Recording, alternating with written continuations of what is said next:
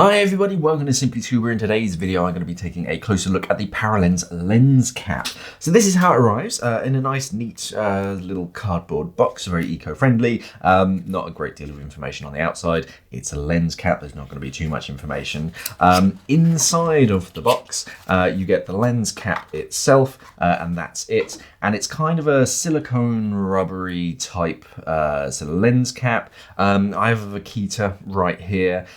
This one, the lens, because it comes in like that little sock bag thing, but obviously it's a camera, you want to take care of that lens, so that's what the lens cap is for. And the kind of the silicone, it just kind of pops on and loops over the trigger mechanism, and it's as simple as that. It does have, if I pop it off the camera, it does have a small lanyard attachment loop down at the bottom. So if you want to sort of keep it with the camera, you can attach it onto it. So even when you take it off, it's not going anywhere. That way in the water, at least you can still use it, protect that lens so it's not going to be sort of bumped or scratched on anything.